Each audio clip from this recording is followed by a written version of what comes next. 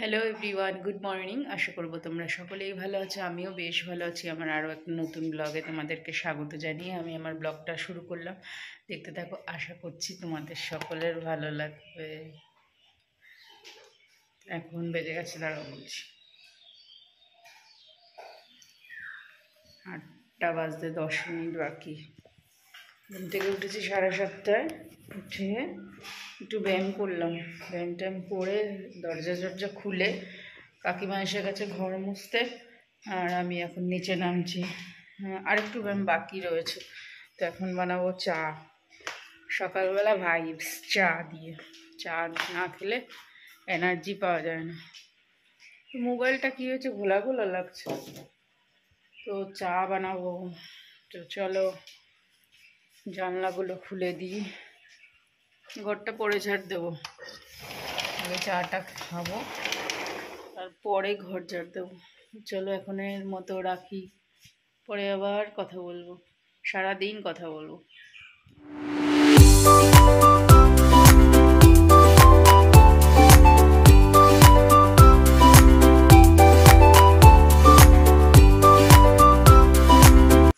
চা না খেলে না ঠিকমতো এনার্জি পাওয়া যায় না কাজের। তো চাটা খেয়ে এবারে হচ্ছে তোমার সব ঘরগুলো, ফার্নিচারগুলো সব পরিষ্কার পরিচ্ছন্ন করে নেব।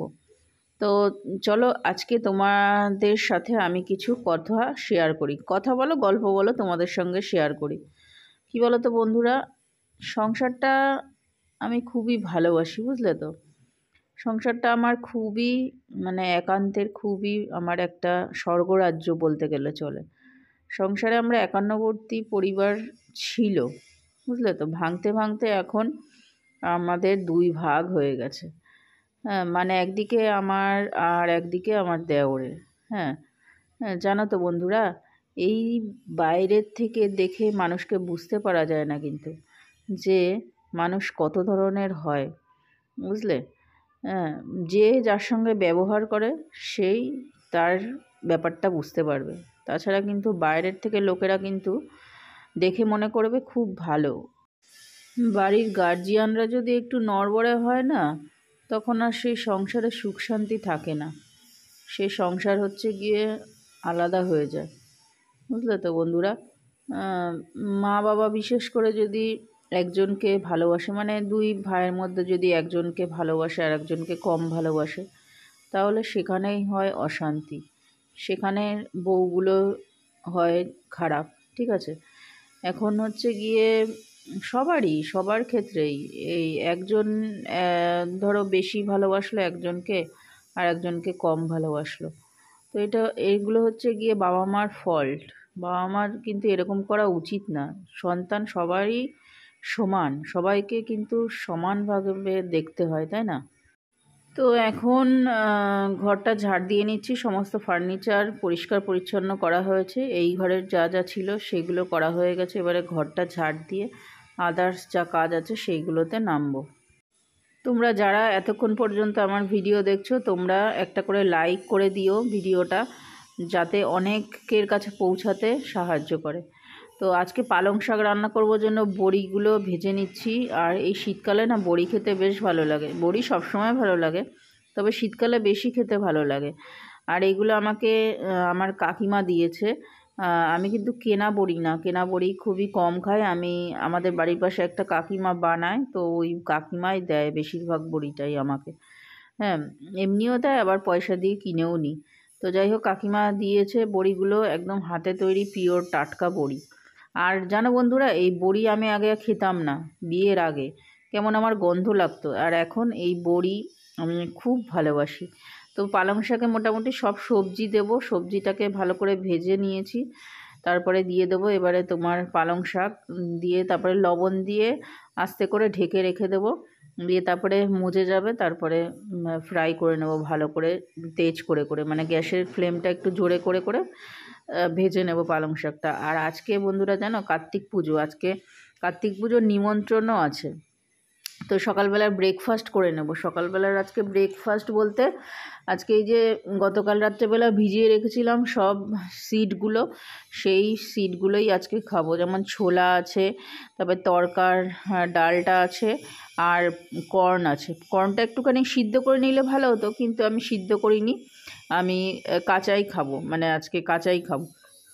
তো লবণ হলুদ দিয়ে, সরি হলুদ না, লবণ আর একটুখানি দিয়ে দিলাম পাতিলেবু, আর দিয়ে দিলাম একটু গুঁড়ো মশলা, এই ধনে জিরের লঙ্কার গুঁড়ো ছিল ঘরে, সেই মশলা দিয়ে দিলাম, পেঁয়াজ আর লঙ্কা তো রয়েছে। তো যাই হোক, ওগুলো একটুখানি মেখে রেখে দিলাম। দিয়ে তারপরে এই তোমার এই যে কালকে এই ল্যাম্পগুলো, টেবিল ল্যাম্পগুলো, মানে স্ট্যান্ড ল্যাম্পগুলো দেখলাম যে ঝুল পড়েছে, রাত্রেবেলা না ঝুলটা দেখা যায়। তো আজকে এইগুলো একটু পরিষ্কার করে নিচ্ছি। আর শান এখনও ঘুমাচ্ছে, শানকে ডাকলেও হয়তো পরিষ্কার করে দিত, তবুও আমি করে নিলাম, ওকে আর ডাকলাম না, ও পড়ে রয়েছে, তো ওকে আর ডাকলাম না। আর এই দেখো দুটো বাচ্চা, সকাল হলেই আমার ঘরে দুটো খেলা করবে এসে এসে। তো আমার বাচ্চা নিয়ে থাকতে খুব ভালো লাগে, আমি বাচ্চা খুবই ভালোবাসি। আর বাচ্চা সবাই হয়তো পছন্দ করে, বাচ্চা আর ফুল সবাই মোটামুটি ভালোই বাসে। তো আমিও খুব ভালোবাসি, আমার খুব ভালো লাগে বাচ্চাদের আদর করতে, বাচ্চাদের নিয়ে ঘাটাঘাটি করতে। তো যাই হোক, ল্যাম্পটা একদিকটা পরিষ্কার করা হয়ে গেছে, আর অন্য দিকেরগুলো পরিষ্কার করা হয়নি। তারপরে আবার চেয়ারটাকে ঘুরিয়ে অন্য দিকে নিয়ে আসলাম। আর খুব ভয় লাগছিল যে তারপর যদি ছিঁড়ে যায় তাহলে পড়ে যাবে, আবার একটা বিপদ না হয়ে যায়। একবার তো বিপদ হয়ে গেল পুজোর সময়, কারণ পুজোয় এরকম পরিষ্কার করতে গিয়ে আমার পা ভেঙে চুরে গেল, পুরো চিৎপটাং হয়ে গেছিলাম, পুরো তোমার চেয়ার নিয়ে উল্টে পড়ে গেছিলাম। আগের যে চ্যানেলটা ছিল আমার, তোমরা জানবে, ওই ভিডিওতে আমি দেখিয়েছিলাম আমার কি অবস্থা হয়েছিল। তো যাই হোক, সেই সমস্ত কথা এখন অতীত হয়ে গেছে, এখনও যেন পায়ে ব্যথা করে ওই বা পাটায়। তো এই যে পালং শাক দিয়ে দিয়েছি বড়ি, আর হলুদটা একটু পরে দিয়েছি, পরে দিয়ে ভালো করে নাড়িয়ে চাড়িয়ে নিচ্ছি। এবারে আর একটু হবে, বেশ অনেক জল ছিল, সব শুকিয়ে গেছে, আর একটু জল শুকানোর ব্যাপার আছে, আর একটু শুকিয়ে গেলেই হয়ে যাবে। তো দেখো অলরেডি হয়েও গেছে, এবারে নামিয়ে নিয়েছি পালং শাকটা। আমার এক বান্ধবীর মেয়ের জন্মদিন ছিল গতকাল রাত্রে, কাউকে ইনভাইট করেনি, তো আমাকে আজকে এই যে পায়েস, মিষ্টি আর কেক দিয়ে গেল। ঠিক আছে, ও সকালে এসে দিয়ে গেল এটা, তো আমি তো খাবো না, শান খাবে। আর দেখো বন্ধুরা, আমার ছেলে কত কাজ করে দিচ্ছে আমাকে, মেশিন থেকে জামা কাপড় বের করে সেগুলো সব মেলে দিল, কি সুন্দর কি সুন্দর, আহা হা, থ্যাংক ইউ। এর জন্য একটা গিফট আছে তোমার টেবিলের ওপরে, হ্যাঁ, থ্যাংক ইউ ভেরি মাচ। মায়না কই? 1 মাসের মায়না কানের গোড়ায় তোর।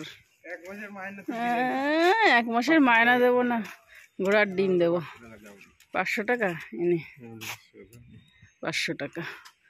ওখানে রোদ আসেনি, একটু পরে রোদ এসে যাবে। এই প্যান্টটা, মোটা প্যান্টটা এইখানটায় দে। তো চলো, এই মোটা প্যান্টটা ওই যে তোর এইখানটায় দে, এই দড়িতে। আর 3টে ডিম নিয়ে নিয়েছি, 3টে ডিমের মধ্যে 2টো ডিম হচ্ছে শান খাবে, আর আমি একটা খাবো। আর রাত্রে তো নিমন্ত্রণ আছে, তো ডিমগুলো কেমন যেন দিয়েছে, ভালো দেয়নি। কালকেই বাজার করলাম, ডিমগুলো একদম বাজে দিয়েছে। সিদ্ধ করেছি, দেখো কেমন ছেড়ে ছেড়ে গেছে। তো ওই তেলের পরে জিরে ফোড়ন দিয়ে দিয়েছি, আর শুধু পেঁয়াজ রসুন আদা দিয়ে আর লঙ্কা টমেটো দিয়েই করলাম ডিমের ঝোলটা। আর তোমার কিছু দিইনি, মানে আলু টালু কিচ্ছু সবজি টবজি দিইনি, একদম প্লেন পেঁয়াজ রসুন দিয়েই করেছি। আর দিয়ে দিলাম লবণ আর হলুদ, একটুখানি জিরের গুঁড়ো, ধনের গুঁড়ো দিয়ে তারপরে ভালো করে কষিয়ে নেব, দিয়ে তারপরে গরম জল ঢেলে ডিমের ঝোলটা রান্না করব। তো সন্ধ্যাবেলা সাবুর পকোড়া ভাজবার জন্য আলু সিদ্ধ করে নিয়েছি, তার মধ্যে পেঁয়াজ, টমেটো, একটুখানি কাঁচা লঙ্কা, আর তোমার ধনেপাতা আর জিরের গুঁড়ো, ধনের গুঁড়োটা, লবণ হলুদ দিয়ে ভালো করে চটকে নিয়েছি। আলুটাকে সিদ্ধ করে নিয়েছিলাম, ভালো করে চটকানোর পরে সাবুর সঙ্গে এবারে পকোড়া বানাবো। এই যে তেলের পরে দিয়ে দিয়েছি সর্ষের তেল, আর খুব তেল টেনেছে এই পকোড়াতে। তো তো তেলে ভাজা তো খাওয়া একদমই ভালো না, তবে অনেক দিন পরে আজকে খেলাম। এই দেখো পকোড়া রেডি। আরও তো রয়েছে, যা সাদা সাদা ইয়েটা পর মোটাটা। শান যাচ্ছে এখন পুজো বাড়ি, কার্তিক পুজো বাড়ি। আমি আর হানি আর মা যাচ্ছি না, শান যাচ্ছে। আমার আজকে যাওয়া হলো না কার্তিক পুজো বাড়ি, আমার পায়ে যন্ত্রণা করছে জন্য আমি আর গেলাম না।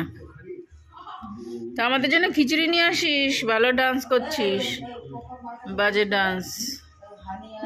তো আমাদের জন্য খিচুড়ি নিয়ে আসবে শান, খিচুড়ি আনবি। Yes, bye, good night. পুজো বাড়িতে না গিয়েও দেখো প্রসাদ পেয়ে গেছি, ভগবানের প্রসাদ। তো এখন এটা আমি খাবো। তো চলো আজকের মতো ব্লগটা এখানেই শেষ করছি, নেক্সট ব্লগে দেখা হবে। ততক্ষণের জন্য তোমরা সবাই সুস্থ থেকো, সাবধানে থেকো, আর অবশ্যই ভালো থেকো। Tata, bye and good night.